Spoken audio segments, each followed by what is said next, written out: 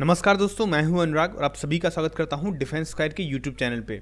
दोस्तों, जैसा कि हमने पिछले हफ्ते क्वेरी सॉल्विंग की जो अपनी सीरीज़ शुरू की थी, जो आप लोग क्वेश्चन हमें भेजते हैं कमेंट में या व्हाट्सएप मैसेजेस के थ्रू या फिर हमें ईमेल्स में हमारे पर्सनल ईमेल आईडी पे, जो कि हर वीडियो के नीचे लिखा होता है, तो उनके जो भी इंपॉर्टेंट कमेंट होते हैं या जो कमेंट ऐसे हैं जो ज़्यादातर बच्चों के मन में वो सेम वही डाउट होता है, तो उनका हमने ये शुरू किया था कि हम हर हफ्ते हर संडे को रात 8 बजे एक वीडियो अपलोड करेंगे जिसमें कि हम क्वेरीज उनकी सॉल्व करेंगे। तो दोस्तों, ये जो हमारा वीडियो है दूसरा वीडियो है उस सीरीज़ में।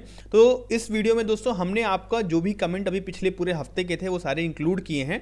ठीक है, तो जो भी लोगों ने कमेंट किए हैं हमारे वीडियोज़ पे वो लोग इस वीडियो को ज़रूर देखिएगा, क्योंकि उनके जो आंसर्स हैं, उनकी जो क्वेरीज के आंसर्स हैं वो इस वीडियो में उनको मिल जाएंगे। लेकिन दोस्तों, वीडियो में आगे बढ़ने से पहले जो लोग पहली बार आए हैं चैनल पर, वो लोग चैनल को सब्सक्राइब करिए, साथ ही साथ बेल आइकन को जो प्रेस करना मत भूलिएगा। ठीक है, क्योंकि उससे होता ही है कि जब भी कोई लेटेस्ट वीडियो हम अपलोड करते हैं तो वो जो नोटिफिकेशन होती है उसकी, वो आप तक सबसे पहले पहुंचती है। दोस्तों, साथ ही साथ शेयर करना भी ना भूलिएगा। जो भी आपके एनसीसी कैडेट्स हैं या जो भी एंट्री आप जा रहे हैं जिसमें ये सब चीज़ें इंपॉर्टेंट हैं, चाहे वो डॉक्यूमेंट्स रिलेटेड नॉलेज हो या कोई भी और चीज़ हो जो इस चैनल पे आपको हेल्पफुल मिल रही हो, तो उसको शेयर जरूर करिएगा अपने दोस्तों से। तो चलिए दोस्तों, वीडियो में आगे बढ़ते हैं और जो हमारा पहला हमने स्लाइड बनाई है उसको देखते हैं। दोस्तों, ये जो हमारा पहला क्वेश्चन है, ये हमारे एक जो सब्सक्राइबर है इन्होंने व्हाट्सएप मैसेज पे पूछा है। निकेता डागर इनका नाम है। Sir, I have a question, 10th and 12th pass from the same school, will I get different passing certificate. ठीक है, तो 10th और 12th अगर आपने एक ही स्कूल से किया है जो भी है, तो आपको पासिंग सर्टिफिकेट 10th का और 12th का मिलेगा। ठीक है, अगर आपकी मार्कशीट पे ऐसा नहीं लिखा हुआ, जैसा अभी हमारा कर्सर है ना, यहाँ पे ये यूपी बोर्ड का है। ठीक है, माध्यमिक शिक्षा परिषद उत्तर प्रदेश। ठीक है, तो यूपी बोर्ड के जो बच्चे हैं उनको अलग से पासिंग सर्टिफिकेट नहीं मिलेगा, क्योंकि उनकी मार्कशीट पे लिखा हुआ है सर्टिफिकेट कम मार्कशीट, यानी कि ये आपका मार्कशीट भी है और ये आपका पासिंग सर्टिफिकेट भी है। तो आपको आपके स्कूल से या कॉलेज से, जहाँ पे भी हैं, अगर 12th में तो कई स्कूल जो होते हैं कॉलेज उनका होता है नाम। ठीक है, तो ऐसा अगर आपकी मार्कशीट पे लिखा हुआ है, किसी भी स्टेट बोर्ड की मार्कशीट पे अगर ऐसा लिखा हुआ है कि सर्टिफिकेट कम मार्कशीट है ये, तो आपको अलग से पासिंग सर्टिफिकेट की जरूरत नहीं पड़ेगी। ठीक है, तो ये जो बहुत बड़ा डाउट है ये मैं सबसे क्लियर कर देना चाह रहा हूँ। जनरली जो सीबीएसई बोर्ड के बच्चे हैं, ठीक है,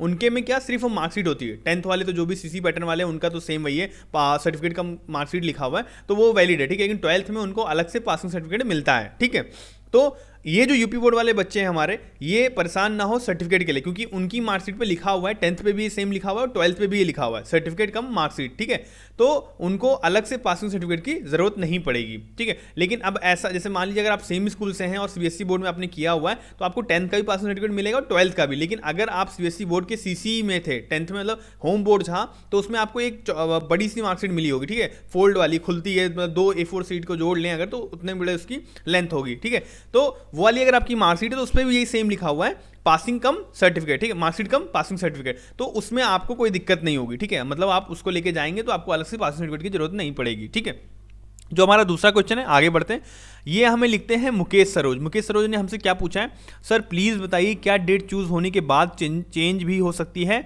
मैं डेट चूज़ कर लिया हूं, बाद में कॉलेज सेमेस्टर एग्जाम भी टकरा गया है। ठीक है दोस्तों, हमने जब वीडियो बनाया था कि डेट सिलेक्शन लिंक आ गया है, हमने आपको, जो लोग भी हमारे पुराने सब्सक्राइबर, पता नहीं आपने हमें कब सब्सक्राइब किया है, तो हमने उनको बताया था कि आप डेट अपनी पूरा ये सब, क्योंकि ये जो चीज़ें होती हैं, जैसे कोई एग्जाम आ गया, घर में कुछ हो गया या कोई फंक्शन आ गया, तो ये सब चीज़ें हमें पहले से ही प्लान कर लेनी चाहिए। ठीक है, हमें अप्रॉक्स देखना चाहिए कि हाँ, हम भी, हमारे सेमेस्टर एग्जाम नहीं हुए हैं, तो हो सकता है वो उस पर्टिकुलर महीने में हो सकते हैं। ठीक है, अपनी कॉलेज में पता कर लेना चाहिए था आपको कि सर हमारा जो एग्जाम है सेमेस्टर के कब होंगे, तो आपकी तो ये गलती है। तो अब ये जो डेट है, पहले क्या होता था कि डेट आपकी चेंज हो जाती थी। ठीक है, तो अब लेकिन ऐसा हो गया है कि अब जो कोरोना की वजह से, क्योंकि जो एक बार डेट ये लोग अलाउड कर देते हैं, ठीक है, तो वो चेंज नहीं कर रहे हैं। ठीक है, किसी भी सर्कमस्टेंसेस में वो डेट्स चेंज नहीं कर रहे हैं। ये आपके कॉलम लेटर में भी बोल्ड में लिखा हुआ है। ठीक है, कोई भी चीज़ हो जाएगी तो भी वो डेट चेंज नहीं करेंगे, लेकिन तब भी आप एक ट्राई कर सकते हैं। ईमेल आईडी जो आपकी बोर्ड की है, ठीक है, जो भी बोर्ड, जैसे मान लीजिए आपका इलाहाबाद आया, ठीक है, एग्जाम्पल के तौर पे, तो एग्जाम जो आप आर्मी की ऑफिशियल वेबसाइट पे जब जाएंगे, लॉगिन करेंगे,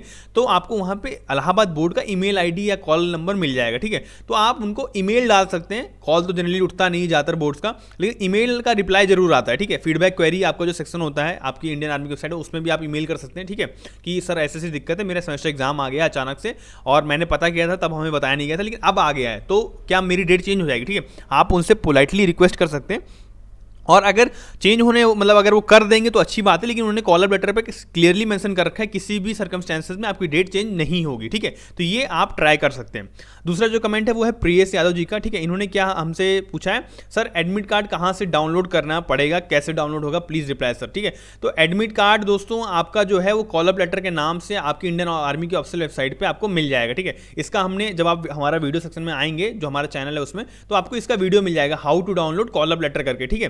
तो आप अभी हम जो इसके ऊपर आई बटन आता है वीडियो के ऊपर, उसमें भी हम ये डाल देंगे वीडियो का लिंक, तो आप वहां से ये वीडियो देख सकते हैं, ठीक है। तो आपको पता चल जाएगा कि आपको कैसे अपना एडमिट कार्ड डाउनलोड करना है, ठीक है, या कॉल अप लेटर डाउनलोड करना है। जो तीसरा कमेंट है हमारा इस स्लाइड का वो है वसंती मंदापुरम जी का।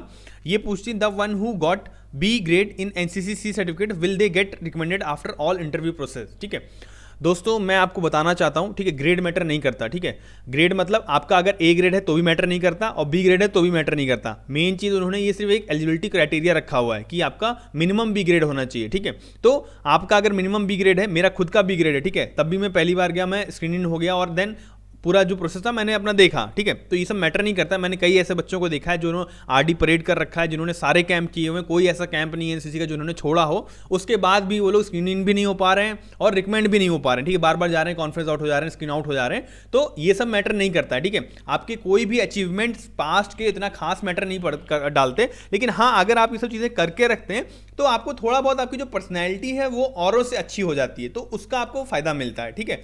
लेकिन आपको कोई वेटेज नहीं दिया जाएगा कि आपने आरडी परेड किया है, वाईपी किया है, कुछ भी ऐसा किया है, कोई उसका वेटेज नहीं है, ठीक है। आप सबके बराबर, जो जिसने वहां पे 2 कैंप करके पहुंचा है वो भी आपके बराबर है, आप चाहे जितने कैंप कर लो, ठीक है। तो रिकमेंडेशन का दोस्तों इन सब चीज़ों से कोई मतलब नहीं है कि आपका बी ग्रेड है, ए ग्रेड है, सी मतलब सी तो एलिजिबल ही नहीं है, लेकिन कोई भी ग्रेड हो आपका, इसका कोई फायदा आपको नहीं मिलेगा, ठीक है।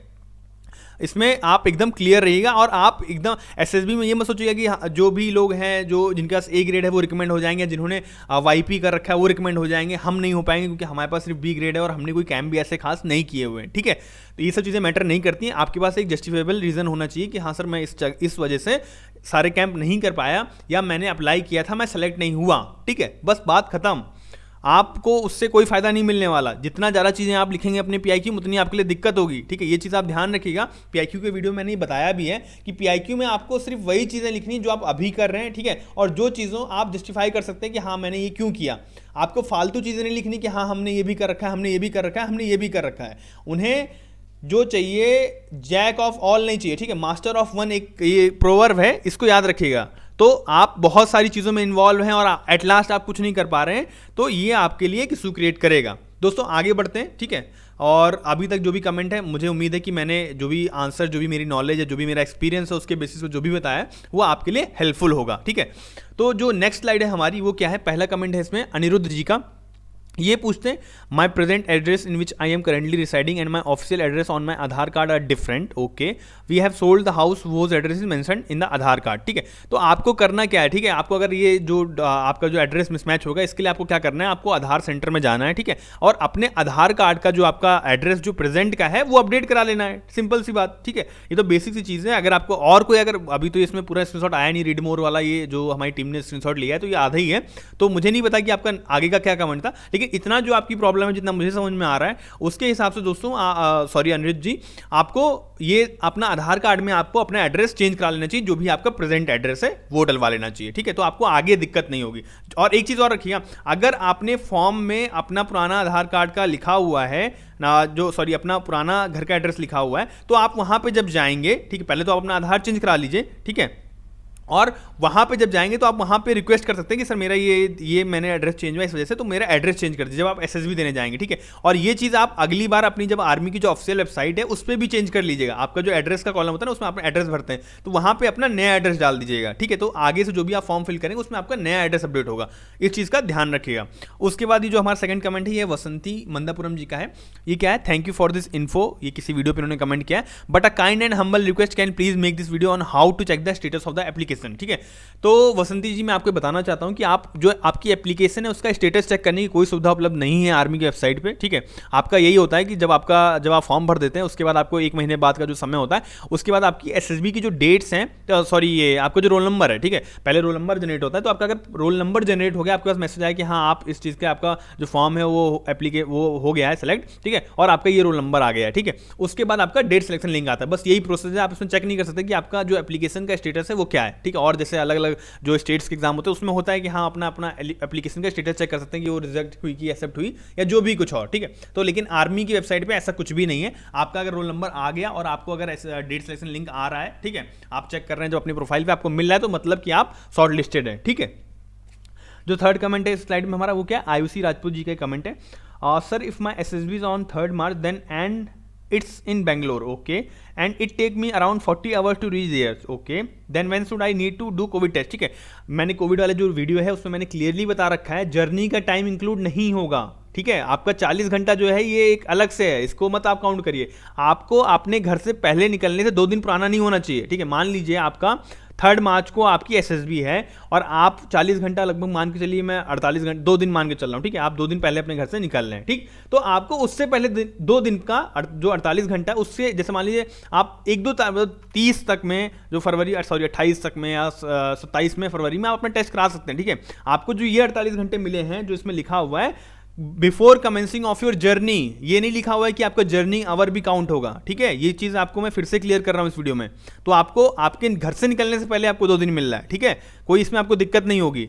और अगर आपको लगता है कि आपको ऐसी कोई दिक्कत होगी तो आप चाहें तो आप जो ये आपका एसिम्प्टोमेटिक सर्टिफिकेट है ये भी बनवा सकते हैं, ठीक है। डेट उनसे डॉक्टर से मत लिखवाइएगा, वो जो भी आपके अकॉर्डिंग जब आप पहुंच जाए तो आप चेंज अपनी डेट डाल दीजिएगा, ठीक है। अगर ऐसी सुविधा आपके पास उपलब्ध है या कोई डॉक्टर आपका करने के लिए तैयार है तो, ठीक है। लेकिन कहीं पे भी कोई भी चीज़ में फ्रॉड नहीं करिएगा कि आपने खुद साइन मार लिया या स्टैम्प बनवा के खुद मार लिया डॉक्टर का, या उसका नंबर फर्जी बोर्ड पर लिखा हुआ था आपने लिख लिया। ये सब चीज़ें दोस्तों बिल्कुल मत करिए, कई लोग पकड़े गए हैं इसमें, ठीक है। ये पेपर में भी निकला था कि कोई रैली में, अभी जो इंडियन आर्मी की GD की रैली होती है उसमें भी किसी ने फर्जी कोविड सर्टिफिकेट बनवा के लाया था, ठीक है। तो ये सब चीजें मत करिएगा, पकड़े जाएंगे आप तो आपको हमेशा के लिए डिबेयर कर दिया जाएगा, ठीक है। आप कभी दोबारा SSB दे नहीं पाएंगे। ये सब चीजें बिल्कुल मत करिएगा, ठीक है। जो भी आपका बोला गया है वो चीज आपको फॉलो करनी है, ठीक है। उसके बाद जो हमारा थर्ड जो हमारी नेक्स्ट स्लाइड है उसमें क्या है, ये है निपुण भारती जी। ये क्या कहते हैं, एंड ऑल कोई इन्होंने कंटिन्यू कमेंट किया, ठीक है। अच्छा ये पहला कमेंट ये है, sir please give advice and और my provisional is in university for admission, so what to do, ठीक है। आपका अगर प्रोविजनल इज इन यूनिवर्सिटी, ठीक है, तो आप प्रोविजनल की फोटो कॉपी लगा सकते हैं, ठीक है। प्रोविजनल का या तो आप डुप्लीकेट प्रोविजनल निकलवाइए, क्योंकि आपको प्रोविजनल तो चाहिए होगा, क्योंकि बिना प्रोविजनल के आपको नहीं जाने देंगे, ठीक है। आपको जो SSB वो देने नहीं देंगे, तो आप डुप्लीकेट प्रोविजनल निकलवाइए अपने कॉलेज से फिर से जाके जहाँ से आपने ग्रेजुएशन किया, या फिर आप अपनी डिग्री के लिए अप्लाई करिए, ठीक है। मुझे जैसा लग रहा है आप नई जगह पे यूनिवर्सिटी में एडमिशन ले रहे हैं, तो आपका हो सकता है 1 साल पूरा हो चुका हो, तो आपको आपकी डिग्री आपकी कॉलेज से मिल जाएगी, ठीक है। तो अगर डिग्री मिल जाती तो बहुत अच्छा बात है, लेकिन अगर डिग्री नहीं मिलती, अभी भी नहीं मिल पा रही है, तो आपको फिर से प्रोविजनल बनवाना पड़ेगा अपने कॉलेज में जाकर डुप्लीकेट, ठीक है। तो क्योंकि बिना उसके आपको SSB नहीं देने देंगे, आपको पहले दिन ही बाहर कर देंगे। दूसरा जो इनका कमेंट है वो है, we have got only 1 mark sheet in which all result are given and the semester mark sheet are not given to us, we just print it out from our college site, ठीक है। कोई दिक्कत नहीं है, जो भी आपकी certificate जो आपकी सेमेस्टर की मार्कशीट, लेकिन आपको लेके जरूर जानी है, ठीक है। जो आप कह रहे हैं कि आपको कॉलेज की वेबसाइट पे जाके आप वहां से प्रिंट करते हैं, तो आपको वहां पे जाके आप प्रिंट कर लीजिए अपनी जो भी आपकी वेबसाइट है सेमेस्टर की, और जो फाइनल वहां से आपके कॉलेज की मिली है वो तो आपको लेके ही जानी है, ठीक है। तो सारी मार्कशीट होनी चाहिए, ऐसा नहीं कि आपकी जो फाइनल मार्कशीट सारे नंबर लिखे हुए तो सिर्फ वो लेके जाइए, ठीक है। आप अपनी तरफ से कोई कमी मत छोड़िए, बाद में जो होगा वो वहां पे वो लोग भी मैनेज कर देते हैं, ठीक है। अगर छोटी मोटी चीजें हैं तो कह देंगे ठीक है चलो स्क्रीनिंग का टेस्ट दे दो, उसके बाद देखेंगे, ठीक। तो अगर आप स्क्रीनिंग हो गए फिर कुछ दिक्कत आती है तो वो आपको हेल्प हर तरीके से करते हैं, इसकी आप बिल्कुल चिंता ना करिए। लेकिन पहला जो आपका इंप्रेशन है उसमें जो चीजें लिखी हुई है कॉलम लेटर में वो बिल्कुल फॉलो करिए, ठीक है। उसके बाद दोस्तों जो कमेंट है ये प्रदीप सिंह राजपुरोहित जी का, ये कहते हैं I have backlog in my 6th semester, I just gave my exam in September but result would not announce, but I apply for NCC special entry so can eligible, ठीक है। दोस्तों कॉल अप लेटर में साफ लिखा हुआ था कि आपका ग्रेजुएशन होना चाहिए इस समय पे, या फिर आप अप्लाइंग में होना चाहिए। इनका अगर आपका जैसा बता रहे हैं आपका बैकलॉग है, तो अगर आपकी मार्कशीट आ चुकी है, ठीक है, बैकलॉग क्लियर हो गया, रिजल्ट आ चुका है, तो ठीक है। आप अगर आपका रोल नंबर जनरेट हो गया और आपकी डेट आ चुकी है तो ठीक है। अगर नहीं आई है तो आपको एलिजिबल, जब आपका बैकलॉग क्लियर होगा तो जो नेक्स्ट जो कोर्स आएगा 50th जो कोर्स आएगा उसमें आप अप्लाई कर सकते हैं, ठीक है, उसमें आप कर सकते हैं। लेकिन इस वाले में थोड़ा सा डाउट मुझे भी है, ठीक है, क्योंकि आप जैसा बता रहे हैं मैं एग्जैक्ट क्लियर नहीं समझ पा रहा हूँ आपका क्या इसमें आपका बैकलॉग क्लियर हुआ कि नहीं हुआ, ठीक है। तो ये चीज़ आप अगर आगे कोई कमेंट करना चाहें तो इस वीडियो के कमेंट सेक्शन में भी आप करके क्लियर कर सकते हैं, हमसे पूछ सकते हैं, ठीक है। व्हाट्सएप नंबर है हमारा 9625703030, ठीक है, इस पर भी आप हमें मैसेज करके ये चीज़ें अपनी क्लियर कर सकते हैं, ठीक है। बस दोस्तों ध्यान ही रखिएगा कि जो व्हाट्सएप नंबर है हमारा उस पर कॉल मत करिएगा, ठीक है, क्योंकि वो जो नंबर है वो बेसिकली जल्दी पिकअप नहीं होता है, ठीक है। मैं ही पिकअप करता हूँ, लेकिन कई बार हम लोग बिजी होते हैं, कुछ किसी कंटेंट पे काम कर रहे होते हैं, तो वो नंबर जल्दी नहीं उठ पाता। लेकिन अगर आप व्हाट्सएप का मैसेज ड्रॉप कर देंगे व्हाट्सएप के नंबर पे आके अपने, ठीक है, तो हम जब भी हमें समय मिलेगा तो हम जरूर रिप्लाई करते हैं, ठीक है। जो भी लोगों ने कमेंट किया है या जो लोग भी हमें क्वेरी करते हैं उनका रिप्लाई जरूर उन्हें मिलता है, ठीक है, भले ही एक दिन आधा दिन देर में मिले लेकिन मिलता ज़रूर है, ठीक है, और उनकी हम हर तरीके से हेल्प करते हैं दोस्तों। उसके बाद जो हमारी नेक्स्ट स्लाइड है वो क्या है, इनका नाम है सालू सनाया जी, ठीक है। ये पूछ रही सबको सारे टास्क करने होते हैं या बीच बीच में बच्चे अनक्वालिफाई भी होते हैं, ठीक है। तो दोस्तों मैं आपको बताना चाहता हूँ एसएसबी 2 स्टेज में कंडक्ट होता है, ठीक है। स्टेज 1 जिसमें कि आपका पीपीडीटी और ओआईआर होता है, पहला टेस्ट ओआईआर फिर पीपीडीटी, ठीक है, और दूसरा जो टेस्ट होता है उसमें GTO task, interview, psychological test ये होता है, ठीक है। अगर आप पहली स्क्रीन में क्वालिफाई हो गए, आप स्क्रीन इन हो गए तो आपको 4 दिन रुकना है, तो आपको सारे टास्क करने को मिलेंगे। लेकिन अगर आप पहले दिन ही बाहर हो गए तो आपको सिर्फ 2 पहली स्टेज है पीपीडीटी और ओआईआर, उसके बाद आपको नहीं करने को मिलेगा। तो ये चीज़ दोस्तों ध्यान रखिएगा सभी लोग, ठीक है। सारे टास्क आपको करने पड़ेंगे आप अगर स्क्रीनिंग हो जाते हैं तो। कोई ऐसा नहीं किया एक जैसे साइकोलॉजिकल टेस्ट हुआ तो जो बच्चे पास हुए वो अगला देंगे, ऐसा कुछ नहीं है, ठीक है। आप एक बार स्क्रीन हो गए तो आप साइकोलॉजिकल टेस्ट भी देंगे, आप इंटरव्यू भी देंगे, आप सारा जो भी पूरा प्रोसेस एसएसबी का वो पूरा आपके साथ होगा, ठीक है। उसके बाद ये जो विशालदीप सिंह देवरा जी हैं ये पूछते हैं I applied for NCC special entry this year, current I am in final year of my college course and I eligible to appear for the SSB interview, ठीक है। तो आपको बोनाफाइड बनाना पड़ेगा कि आप अपेयरिंग में हैं, ठीक है। तो अपेयरिंग वाले बच्चे भी इसमें एसएसबी दे सकते हैं। आपको अपने कॉलेज में आपका एक जो आपका कॉलर लेटर आया है उस पर लिखा हुआ है एक फॉर्म है, ठीक है, उसको आप साइन करवा लीजिए अपने कॉलेज में जाके कि आप इस कॉलेज से फला फला कॉलेज से आप यहाँ पे अपना कोर्स परस्यू कर रहे हैं, आप फाइनल ईयर में हैं, ठीक है। वहाँ का जो कॉलेज का रजिस्ट्रार होगा या जो भी एकेडमिक हेड होगा वो साइन कर देगा उस पर, तो वो आपके लिए आपकी अपनी एसएसबी उस पर्टिकुलर फॉर्म के ऊपर आप दे सकते हैं, ठीक है, आपको कोई प्रॉब्लम नहीं आएगी। उसके बाद जो ये गणेश सहारे जी हैं, ठीक है, इनके 2-3 कमेंट मैंने पढ़े। एसएसबी आर्मी है या सीआरपीएफ मतलब पैरामिलिट्री की फोर्सेज हैं, ठीक है। तो दोस्तों वैसे तो ये बहुत ही मतलब एक नॉर्मल सा क्वेश्चन है, लेकिन मैं इसको बताना चाहूँगा, इनको नहीं पता है ये चीज़। जो एसएसबी है ये है सर्विसेज सिलेक्शन बोर्ड, ठीक है, यानी कि जो भी आप आर्मी, नेवी, एयरफोर्स, ठीक है, या कोस्ट गार्ड, इन चीज़ों में आप अगर ऑफिसर बनना चाहते हैं तो आपका जो सिलेक्शन होता है वो एसएसबी के थ्रू होता है। ये एक बोर्ड है जिसमें आपको सिलेक्ट किया जाता है, आपके टेस्ट होते हैं अलग अलग, उसके बाद आपको क्वालिफाई, अगर आप क्वालिफाई करते हैं तो आप आर्मी की जो ट्रेनिंग एकेडमीज हैं, चाहे वो एनडीए हो या आईएमए हो, आईएनए हो या कोस्ट गार्ड अकेडमी हो, जिसका भी आप एसएसबी क्लियर करते हैं आपको वहाँ पर फिर ट्रेनिंग करनी होती है, उसके बाद आप ऑफिसर बन जाते हैं, ठीक है। तो ऑफिसर बनने के लिए जो पूरा जो सिलेक्शन प्रोसीजर है इसे एसएसबी कहते हैं, ठीक है। जिन भी लोगों को ना पता हो इसलिए मैंने ये कमेंट ऐड किया है कि उनको ये चीज़ें पता हो जाएं, ठीक है। उसके बाद जो हमारी नेक्स्ट स्लाइड है ये प्रियेश यादव जी हैं, मेरा इलाहाबाद में एसएसबी है सर, तो वहाँ जहाना कहाँ पड़ेगा, मुझे एड्रेस कैसे पता चलेगा, ठीक है। तो दोस्तों आपको जिनकी भी इलाहाबाद में आपको कॉलर लेटर में लिखा हुआ है कि आपको main gate selection centre east पे रिपोर्ट करना है, ठीक है। आप जैसे ही रेलवे स्टेशन में उतरेंगे किसी भी ऑटो रिक्शा बस किससे भी कहेंगे कि हमें सिलेक्शन सेंटर ईस्ट जाना है या एसएसबी इलाहाबाद जाना है, ठीक है। 15 से 20 रुपये आपका लगेगा, आपको वो खुद लेके जाएगा, आपको उसमें फिर परेशान होने की कोई ज़रूरत नहीं है, ठीक है। बच्चा वहाँ पे इलाहाबाद जैसे ही आपका देखेगा कि यहाँ बाल आपके साइड से कटे हुए हैं, ठीक है, आपको तुरंत घेर लेंगे। जो ऑटो रिक्शा वाले हैं वो सब जानते हैं, रोज़ वहाँ पे नए नए बैचों की रिपोर्टिंग होती रहती है, उन्हें पता है कि कौन सा बच्चा एसएसबी देने आ रहा है, खुद ही बोलेंगे कि सर कहाँ जाना है, एसएसबी तो नहीं जाना है, ठीक है। तो आपको कोई उसकी चिंता नहीं है, आप सीधे बोलिए कि हमें एसएसबी जाना है, एसएसबी इलाहाबाद जाना है, ठीक है। आपको वहाँ से वो ज़्यादा दूर भी नहीं है, वो आपको ऑटो वाला लेके या रिक्शा वाला जो भी होगा वो आपको लेके जाएगा, ठीक है। उसके बाद तन्मय दास जी हैं, ये पूछ रहे हैं हाउ मैनी ऑफ वैट and SRT questions are provided in psychological test, how much time is given for writing and वैट एंड एसआरटी। तो ये जो इसका रिप्लाई दोस्तों लंबा हो जाएगा, तो मैं आपको आई बटन में ऊपर एक वीडियो का लिंक डाल दूंगा जिसमें मैंने वैट, एसआरटी और जो भी चीज़ें हैं साइकोलॉजिकल टेस्ट के बारे में डिटेल में बताया, ठीक है। वो आपके लिए भी ज़्यादा बेनिफिशियल होगा क्योंकि उसमें आपको हर चीज़ पता चल जाएगी, आपको क्या करना है, कैसे करना है और कितना टाइम आपको मिलता है, कितने क्वेश्चन आपके आते हैं, ठीक है। तो तन्मय दास जी वो जो आई बटन का लिंक है वो आपके लिए मैं डालूंगा, आप उसको एक बार देख लीजिएगा। हो सकता है ये वीडियो अपलोड हो जाए, ये आई के जो बटन के लिंक है ये बाद में अपलोड हो, तो उसके लिए परेशान मत हो जाएगा। तो जल्दी ही हम कोशिश करेंगे कि जो आई बटन जो हम जहां बता रहे हैं वो हम अपने एडिटर से बोल के उसको ऐड करवा दें वीडियो के ऊपर, ठीक है। उसके बाद धीरज कटखेड़े जी हैं, ठीक है, अगर मैंने नाम आपका गलत प्रोनाउंस किया हो तो उसके लिए मैं माफ़ी चाहूँगा।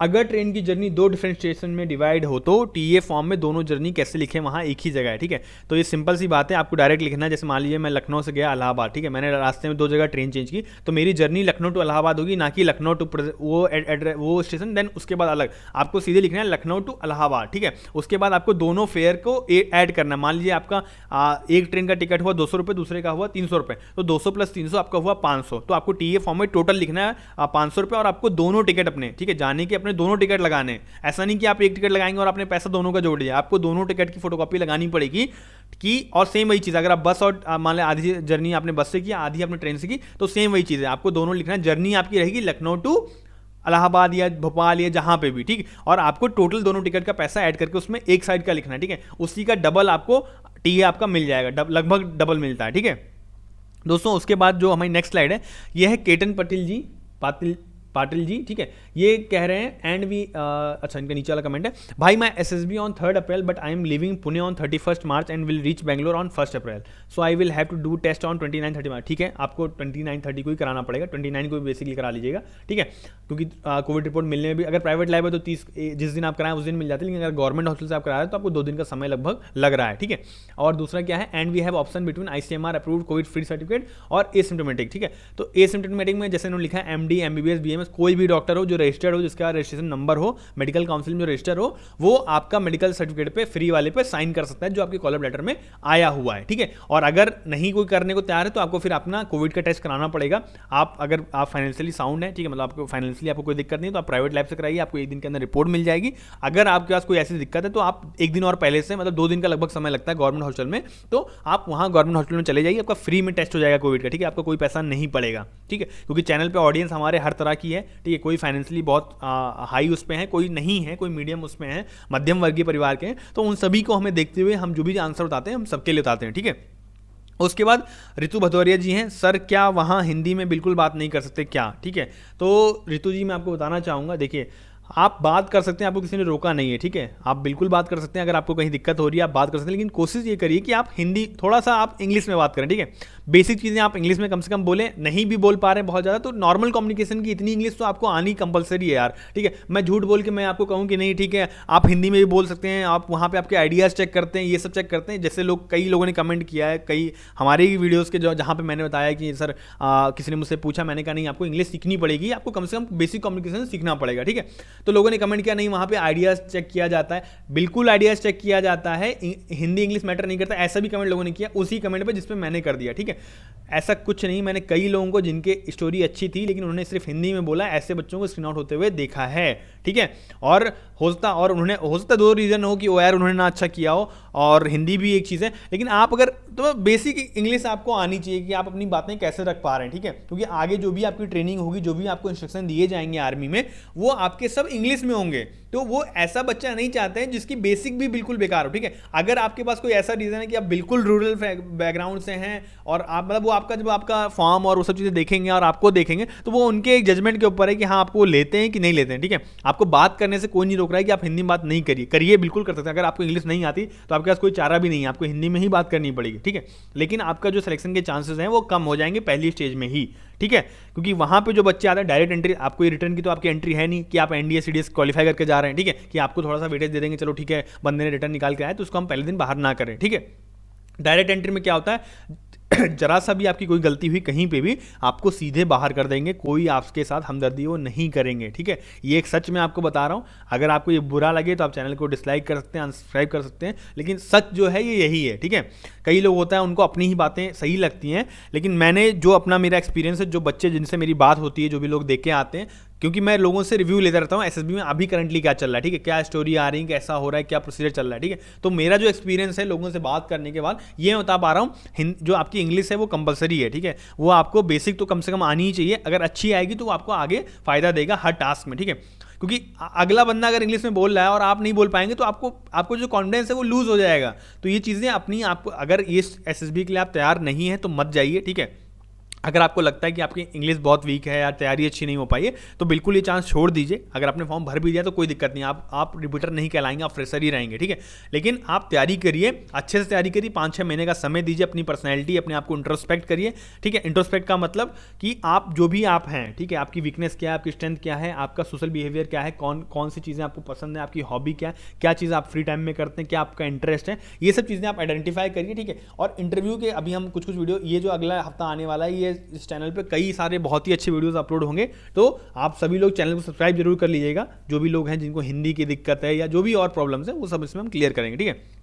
उसके बाद अनु विश्वकर्मा जी हैं, ये पूछती है please tell me on what subject should I have to focus for OIR screening, ठीक है। तो हमने जो अनु विश्वकर्मा जी जो हमने ओआईआर का वीडियो बना रखा है, आप वीडियो सेक्शन में जाएंगे तो आपको मिल जाएगा। उसमें हमने आपको बता रखा है कि आपको कौन कौन से पर्टिकुलर रीजनिंग के जो टॉपिक हैं वो आने, मतलब वो आपको प्रैक्टिस करनी चाहिए, जो आ सकते हैं आपके ओआईआर की बुकलेट में, ठीक है। लेकिन अगर मैं आपको स्पेसिफाई करके बताऊँ तो आपके जो डाइस के क्वेश्चन है, ठीक है, और ये डॉट सिचुएशन वाले की डॉट लगा हुआ है फिगर में, तो अगला जो उससे इक्विवेलेंट फिगर होगा वो कौन सा होगा, और एरिथमेटिक वाले साइन वाले, ठीक है। वर्बल रीजनिंग जो है वो थोड़ा कम आती है कई जगह पे नॉर्मल, जैसे ये अलग अलग ओआईआर की बुकलेट के ऊपर, किसी में वर्बल ज़्यादा है, किसी में नॉन वर्बल ज़्यादा है, ठीक है। तो वो डिपेंड करता है आपको किस नंबर की बुकलेट मिली है और कौन से बोर्ड में आपको क्या मिला है, ठीक है। जैसा भी हो, लेकिन आपको प्रैक्टिस वर्बल और नॉन वर्बल दोनों रीजनिंग की करनी पड़ेगी ओआईआर के लिए, ठीक है। जनरली ज़्यादा जो क्वेश्चन आते हैं वो फिगर वाले आते हैं, क्योंकि फिगर वाले क्वेश्चन में समय बहुत लगता है, ठीक है। वो ऐसे ट्रिकी क्वेश्चन होते हैं, भले ही वो बहुत इजी हैं, ठीक है। अगर आपको समय दे दिया जाए 1 घंटा 1.5 घंटे का तो आप सारे कर देंगे और सारे सही कर देंगे, लेकिन उस पर्टिकुलर 15, 16, 17 मिनट में कर पाना उनको, और वो भी सही, ये थोड़ा मुश्किल हो जाता है, ठीक है। तो उसकी आपकी प्रैक्टिस की बहुत ज़रूरत है, ठीक है। जो नेक्स्ट हमारी स्लाइड है वो है हर्षवर्धन आनंद, ठीक है। ये पूछते हैं सर एनसीसी का ब्लेजर पहन सकते हैं या आरडीसी वाली अगर हो तो, ठीक है।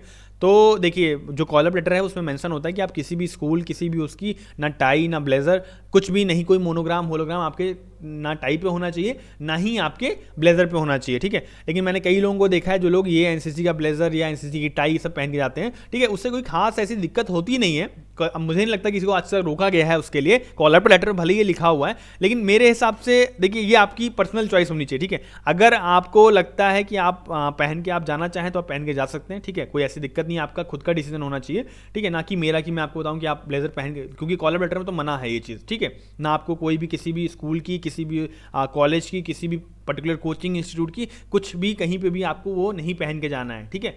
तो इस चीज़ का आपको अपने आप जो भी आप जजमेंट लेंगे कि हाँ मैं पहन के जाऊँ कि ना पहन के जाऊँ, वो आपके ऊपर है, ठीक है। जो दूसरा जो हमारा कमेंट है वो है अभिषेक सोराठिया जी का, ये पूछते हैं I have not got get my call up letter for Bangalore, when will I get you now, ठीक है। आपने अभी हो सकता है पूरे वीडियो हमारे चैनल के नहीं देखे हैं, तो आपको मैं बताना चाहूँगा कॉल अप लेटर के ऊपर एक वीडियो पड़ा हुआ है, मैं आई बटन में इसका वो लिंक डाल दूंगा, ठीक है। तो आप वहाँ जाके क्लिक करके देख सकते हैं कहाँ से आपको आपका कॉल अप लेटर जो है वो मिलेगा, ठीक है। और ऐसा पर्सनल आपके नाम के हिसाब से कोई कि हाँ आपको सेलेक्ट कर लिया गया आपका नाम जैसा, और यूपीएससी एंट्री में सीडीएस का और एनडीए कॉल अप लेटर आता है, ऐसा कोई कॉल अप लेटर आपको नहीं आएगा। आपको जो कॉमन कॉल अप लेटर है वो आपको इंडियन आर्मी की वेबसाइट पे जाके आपको डाउनलोड करना पड़ेगा, ठीक है। उसके बाद एडी व्लॉग्स हैं, ये कमेंट करते हैं सर क्या ओआईआर रिजल्ट सबको बताया जाता है, ठीक है। तो ओआईआर का रिजल्ट जो है ये कुछ नहीं बताया जाता, ना आपको ओआईआर का रिजल्ट बताया जाएगा, ना आपको आपके पीपीडीटी का रिजल्ट बताया जाएगा, ठीक है। आपको फाइनल बताया जाएगा कि कितने लोग स्क्रीनिंग हुए हैं, कितने लोग स्क्रीन आउट हुए हैं, ठीक है। और जो लोग स्क्रीनिंग होते हैं उनका चेस्ट नंबर बुलाया जाता है, उनको अलग कर लेते हैं, और जितने बच्चे वो सब स्क्रीन आउट होते हैं, ठीक है। तो ये चीज़ ध्यान रखिए, कोई आपको रिजल्ट नहीं बताया जाएगा। इवन जब आप कॉन्फ्रेंस आउट होते हैं तो भी आपको नहीं बताया जाता कि आप क्यों कॉन्फ्रेंस आउट हुए, ठीक है। रिजल्ट आपको कहीं पर भी नहीं बताया जाता, ठीक। उसका प्रांजल चौहान जी हैं, ये पूछती हैं एक साल में कितनी बार हम फॉर्म भर सकते हैं एनसीसी एंट्री, ठीक है। तो एनसीसी एंट्री साल में 2 बार आती है, पिछली बार 1 ही बार आई कोरोना की वजह से, लेकिन वैसे ये साल में 2 बार आती है, ठीक है। हर 6 महीने पे इसका ये फॉर्म आता है और आपको भरना चाहिए, और भर के आप ये जो एसएसबी है वो दे सकते हैं साल में 2 बार, ठीक है। उसके बाद ये है सीलू गुरुंग MBA लिखा हुआ है इनका नाम।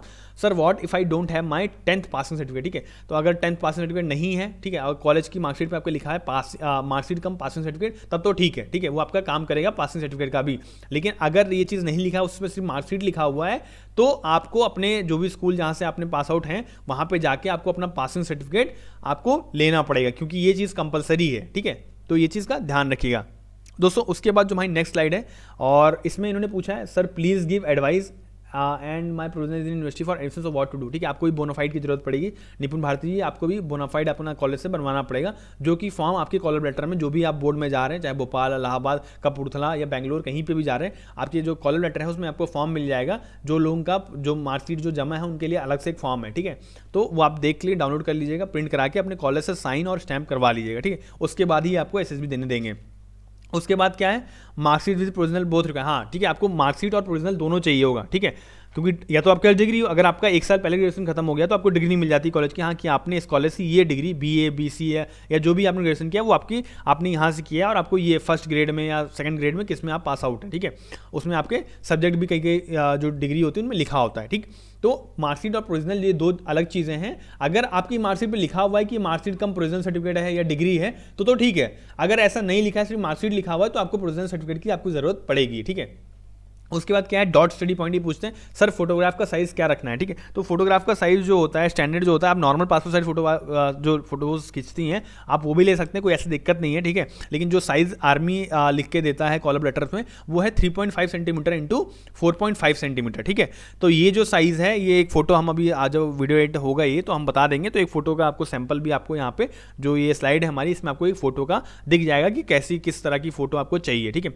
बेसिकली कोशिश ये करिए कि आपका जो बैकग्राउंड जो कपड़े हों आपके वो लाइट कलर के हों, ड्रेस जो हो आपकी फोटोग्राफ में वो लाइट कलर की आपने पहनी हो, ठीक है, और पीछे का बैकग्राउंड व्हाइट या ब्लू हो, ठीक है, और जिस कलर की आपकी शर्ट हो उस कलर का बैकग्राउंड ना हो, ठीक, ये चीज़ का ध्यान रखिएगा।